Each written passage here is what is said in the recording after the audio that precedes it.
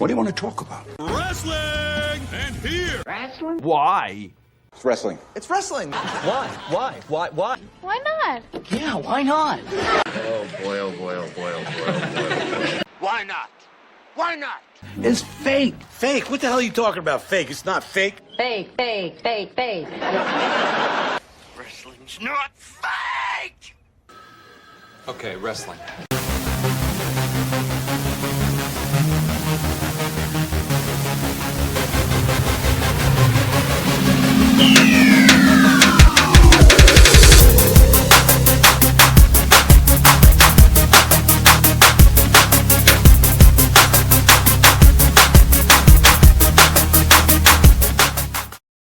Hello, ladies and gentlemen. Ronald Ray here, your boy with a cornbread accent, welcoming you to the WWE Money in the Bank 2025 recap video. Hopefully, everybody's having a great day. This year's WWE Money in the Bank took place at the Intuit Dome in Inglewood, California. Some good matches here. A men's Intercontinental and a women's Intercontinental title match that had a couple more little stipulations into it. An all-star main event and two ladder matches, one for the women, one for the men. Before I get started though, hey, help your boy out. Click on that thumbs up button. Leave a comment. Let me know how you folks thought about this year's Money in the Bank Premium Live event. Or just be friendly, say hello. That's always appreciated as well. Just let me know you're out there. Also, if you're not a subscriber yet, be a champ. Click on that subscribe button and don't forget about that notification bell. Now, with all that out of the way, let's freaking go with match number one. And it is the women's Money in the Bank match featuring Alexa Bliss, Roxanne Perez, Naomi, Stephanie Vancouver, Julia, and of course, mommy herself, Rhea Ripley. They start off with the veterans of the main roster squaring up against the younglings or the recent call-ups from NXT. They go at it a little bit with the veterans coming out on top. The young girls, they got to shine a little bit with each other. I would say the commentators did a really good job of pointing out that Naomi is the veteran of these ladder matches. This was, I believe, they said her fifth one. That she showed out pretty well in this match, more ways than one. Rhea Ripley would get her first moment of dominance, pretty much taking all the ladies out for a moment there. But it would end when Roxanne Perez and Julia would team up and pretty much bury Rhea Ripley and all the ladders for a bit. They would actually team up for quite a bit in this match. But that kind of all ended when Julia went to pick up a ladder and Roxanne Perez stabbed her in the back and rammed her head in that said ladder. Rhea Ripley would get a second chance to show her dominance, showing why she is the number one female in the women's division. Like I said, taking all the women out again with an exclamation point. She had actually go for the riptide on Stephanie Vancouver, but Vancouver reversed that into a devil's kiss on top of the wedged ladder. It was wedged between a dirt turnbuckle and another ladder. Like I said, the young females got this show out, got stereo code red sunset flips. Match ended when Rhea Ripley and Alexa Bliss nailed their finishing maneuvers on Julia and Roxanne Perez. They both went up the ladder, but Naomi came in, pushed them both off, set up the ladder, went up the ladder, retrieved the briefcase, and now she is the 2025 Women's Money in the Bank briefcase holder. She can challenge for really any title. So I think the only time somebody went after another title was Austin Theory went after Seth Rollins United States Championship at the time, but I do believe Naomi probably go after Tiffany. And again, won't surprise me if she went after Io Sky, jump ship to Raw and go after Io Sky. I want to point out too, it's pretty cool that she did get a good reaction from the crowd. When she grabbed the briefcase, she got a good pop. So hopefully that whole walkout thing is water under the bridge now. She's getting over pretty good. Hopefully she'll have more of an opportunity to shine now. I did go a little more in depth about the whole walkout thing on this past Thursday's spot show. So if you want to go back, check that out and listen to my opinion about the whole walkout. I think I've done it a couple times. But anyway, but yeah, like I said, Naomi wins this one. Next match, it is for the Intercontinental Championship. Dominic Mysterio going against Octagon. I think this is the third or fourth Octagon, I think. Kali- uh, Toledo, I think that was his name.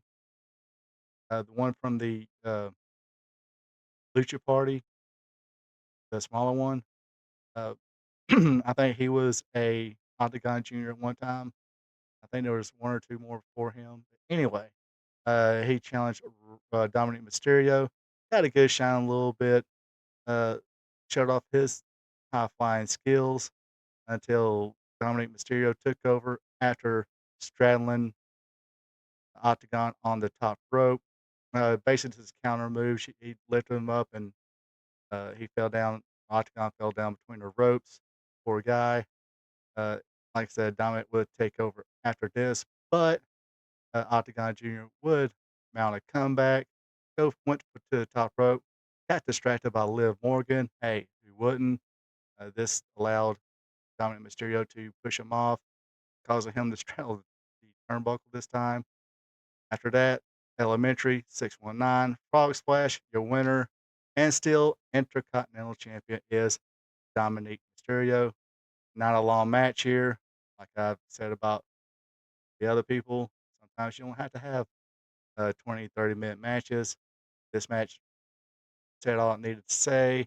Uh, the guy from AAA came in, got to shine a little bit, showing that he wasn't a pushover.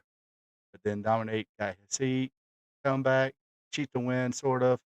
Hey, that's how they do it. Uh, great match, great pace. Like I said, not a long match here. Speaking of Intercontinental title matches, it is time now for the women's Intercontinental title match. It is Becky Lynch challenging Lyra Valkyrie for that championship. Uh, Looked like Becky was trying to do a cheap shot here, but Lyra was ready for that. They started throwing hands. Becky Lynch would take over during this process. Control a good portion of the beginning of the match. Then Lyra would, mount little combats, get cut off here and there. Um, Actually, during one of the comebacks, Becky countered a kick, flipped her over, hit a really good spiking DDT for a 2 count. Like I said, Lyra would make a full comeback, hit a superplex, then just a regular suplex for a 2 count. Again, they started exchanging submission holds. Between the two, they went outside, fought a little bit. Uh, Lyra Valkyrie hitting a guillotine leg drop as Becky Lynch was draped over the barricades. Looked pretty good, looked pretty painful. Becky hit a manhandle slam from the second rope or second turnbuckle, quarter turnbuckle, into for a 2 count. Then they go back at it again. Exchange of pinning combinations. Becky Lynch countered a victory roll into a roll for self, or reverse a victory roll, handful of panties, tights, whatever you want to call it, trunks, for a 3 count. Lyra Valkyria knew she was screwed. But stipulation of this match was she had to raise the hand of Becky Lynch. Did that once, but wasn't enough. Becky told her, hey, you got to do it all 4 sides. Lyra did that. Becky, that wasn't enough for Becky. She had to go dig it, have one more dig. Told her, hey, put the belt around me, and put it around my waist, put it on me. Lyra did, but she had enough by then. hit Becky with a German suplex. Then the Nightwing uh, was able, even though she didn't keep her belt, at least she was able to come out with a little bit of a, what do you call it, moral victory as she walked out with Becky laying. This brings us to the men's Money in the Bank match featuring Seth Rollins, Penta, El Grande Americano, Andrade, Solo Sikoa, starting to become my favorite. Dude's showing a whole lot more than just a silent badass enforcer. He's kind of stepped it up between that, showing he's got a bit of charisma, a little bit of personality. Uh, kind of upset now he didn't win. Well, never mind. Didn't mean to spoil it. Anyway, and uh, last but not least, it was LA Knight. And this was his, I think, third year in a row he got to compete in this. I almost kind of teased that he was going to possibly win this thing. Seth Rollins, of course, had no friends in this match. Penta, Knight, and Andrade put the boots to him. They finally talked Solo Dakota and joining them. He reluctantly did, threw Rollins out of the ring. Then, for some reason, he thought it would be good idea to mock Andrade, LA Knight, and Penta. Penta had none of that. Gave him a super kick, and they all put the boots to him, took him out a little bit. Penta, of course, during the course of the match, showed that he can work this kind of match. Excuse me. Lot high flying stuff from him. A lot of him taking the ladder as well. Everybody was able to get their stuff in, their signature stuff in, like LA Knight with that LA Knight, yeah, elbow. Uh, had a spot where El Grande Americano, Chad Gable, thought he was Terry Funk a little bit, put the ladder over his head, did the gave it an airplane spin, if you can call it that. Again, Penta kept going back and forth. Him and Andrade went at it a little bit. Ended up with Andrade getting the Mexican, um, what do they call it? My bad.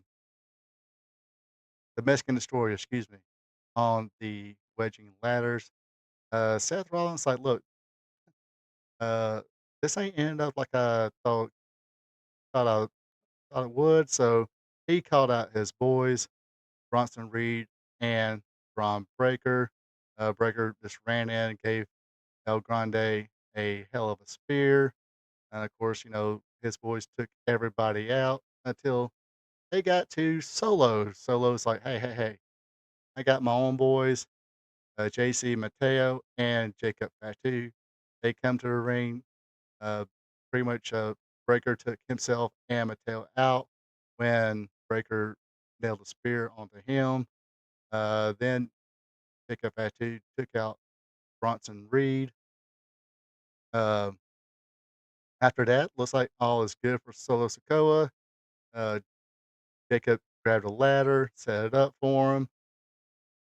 Solo went up, or Solo was going up. Then that's when tide turned a little bit. Jacob grabbed his ankle, said, "Look, I'm getting tired of your stuff. I hate you, Solo." Jerked him down, hit a super kick, hit that triple jump moonsault, took out Solo Sikoa out of this match. This pretty much left Seth Rollins. He went up the ladder, but LA Knight was like, uh-uh. You know, fought with Seth Rollins a little bit, went for a ladder, but Seth Rollins regrouped, hit the stomp onto LA Knight. That's the final piece right there. He went up the ladder, retrieved it, and he is your 2025 Money in the Bank ladder or briefcase winner. Um, Spoiler alert: he did not cash in on the main event, but had a feeling on Raw he might just cash it in, whether that be Jey Uso or Gunther. We should see, but he did not cash in at the main event. I could have could have done it. Speaking of the main event, This does bring us to the main event. Cody Rhodes teaming up with your World Heavyweight Champion, main event Jey Uso, taking on Logan Paul and John Cena. Rhodes and Uso took over on Paul during the beginning of this match. Paul and Cena would take over after Logan Paul hit a blockbuster on Jey Uso. They will really work over Jey Uso during the course of the match. John Cena would hit his signature spinning power bomb, shoulder block, this five knuckle shuffle. Uh, Logan Paul will get his stuff in on Jey Uso as well. Totally cool heel moment here. John Cena tagged himself in, lured Cody Rhodes in, and they both was able to take their shots in on Jey Uso. Logan Paul tagged himself in. Cena didn't like it. Immediately tagged himself back in. They argued. Of course, this gave the opportunity for Jey Uso to get the hot tag on Cody Rhodes. He came in, clotheslines, suicide dives on Logan Paul, drop kick from the top rope on John Cena. Looked like all was well between Cena and Paul as Logan Paul hit Cody with a right up or right jab, whatever you can call it, right hand. Cena with a attitude of judgment for a 2 count. Of course, Cody kicked out of that. All 4 people got into it. Another misfire here where Logan Paul went for a springboard splash but hit John Cena instead. Um, they did the exchange of right hands. First, it was John Cena and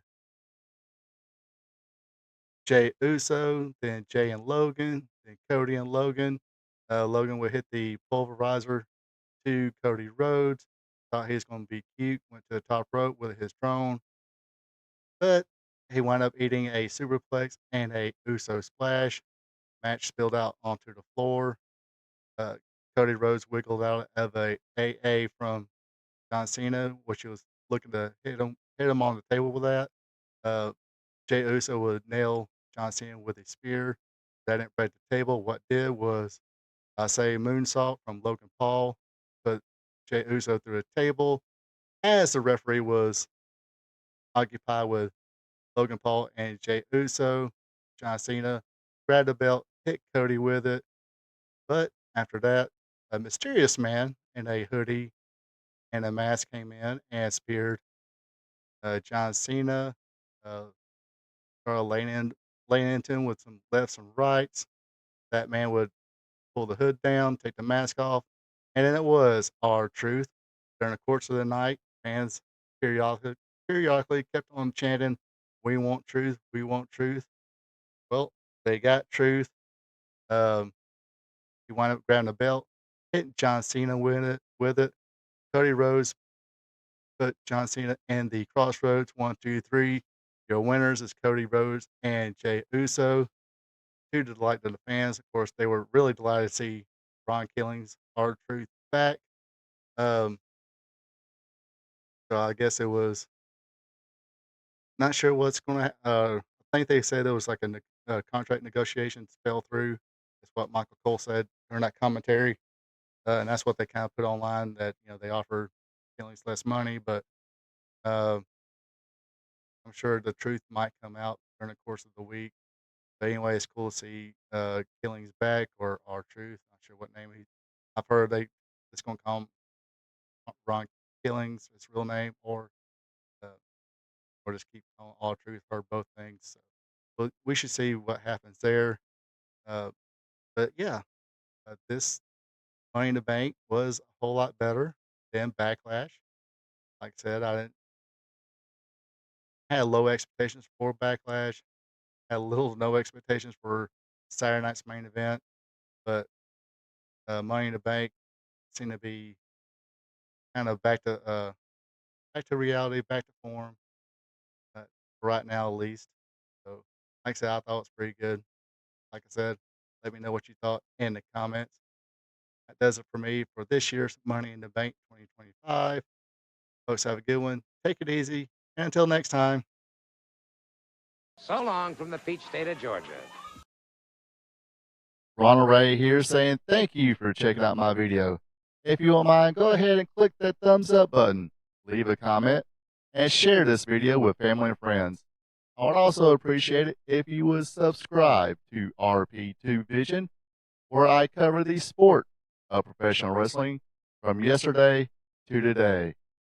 Now don't forget to click the notification bell as well, so you'll be notified when my other weekly content is available, like Wrestling Trivia Tuesday, WWE Raw Recap, and AEW Dynamite Recap. I also have 2 live streams. Every Thursday at 8 p.m., it's Spot Show Live Stream, where I discuss the latest news in professional wrestling. And on Friday nights at 8 o'clock p.m., it's Wrestling Gold Friday Night, where I discuss the good old days of professional wrestling. When wrestling was wrestling, wrestling was real because it's still real to us. Folks, have a good one and take it easy.